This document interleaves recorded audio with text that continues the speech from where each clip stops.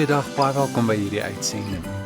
Jesus vra vir twee mense wat bedroef is: "Hoekom lyk julle so hartseer?"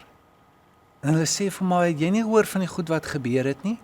En hy sê vir hulle: "Wat? Vertel my daarvan."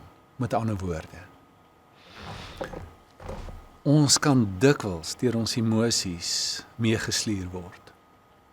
Oorweldig word as die mat onder jou uitgetrek word. Jy kan nie glo dit met jou gebeur nie. Raak jy emosioneel, en ons noem dit ook emosionalisering.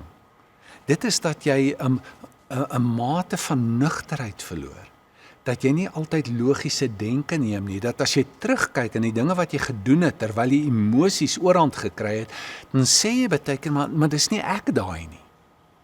En dan sê ons, maar dit is nie eintlik baie goed om so te word, of om so te wees nie, jy moet beheer hê.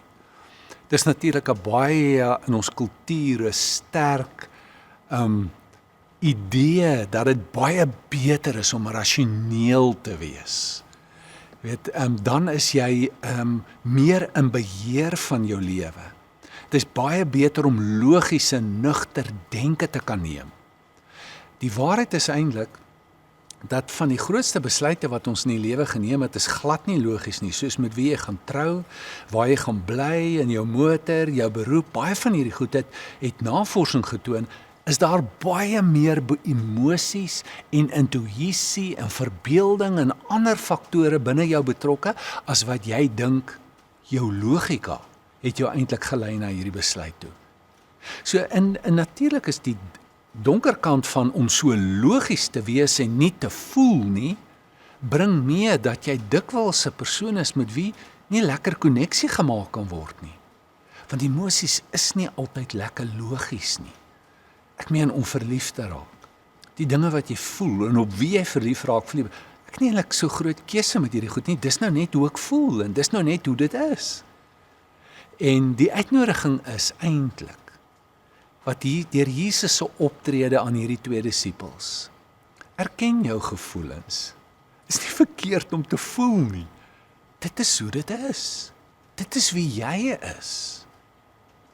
En hy doen iets baie interessant met hulle. Hy sê vir my. Hy sê, ek kom agter dat julle voel.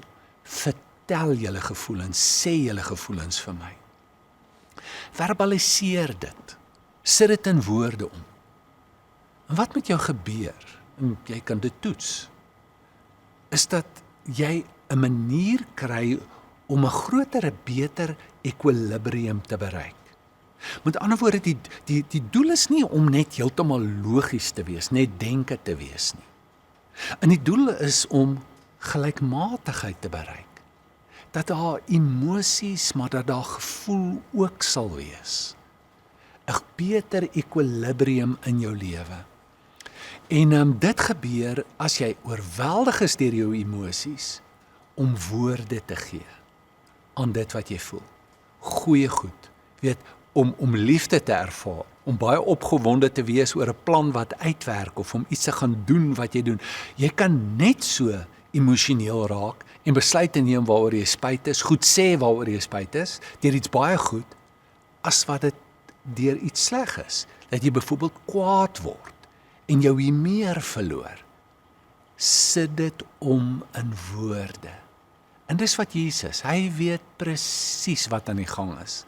Hy weet waaroor hulle hartseer gaan, dit gaan oor hom. Hulle herken hom nie. En hy jok nie deur vir hulle te sê, ek het geen idee nie.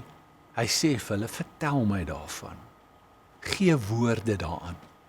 En 'n voorbeeld daarvan kry ons in die Psalms, wat ons eintlik daarop wys, dat ons eerlik moet wees met onsself, en dat ons dit wat ons ook al voel, hoe verkeerd dit ook al mag wees, moet uitbring, en dat dit 'n veilige plek is om dit ook na God toe te vat in gebed.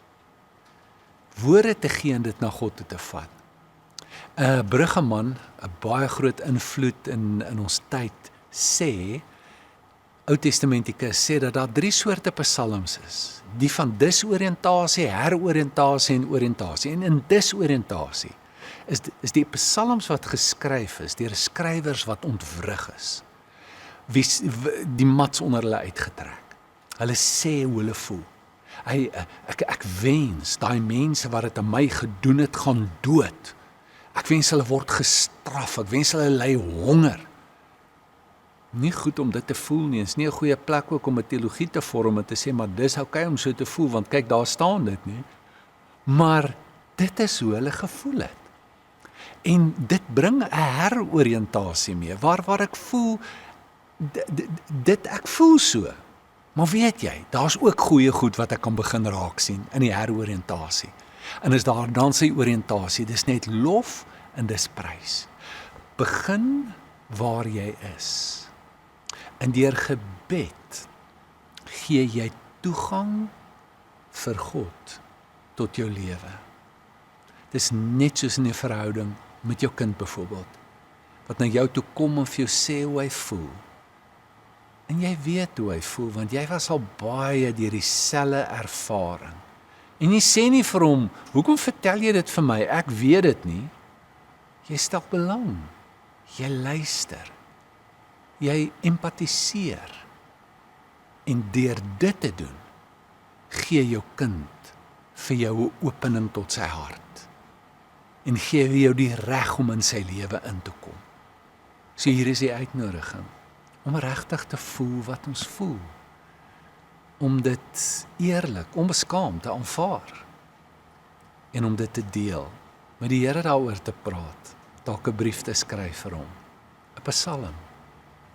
Op hierdie manier kan ons ervaar hoe goed skuif in ons binneste en hoe ons met 'n groter nugterheid, gelykmatigheid deur die lewe kan gaan. Kom ons bid saam.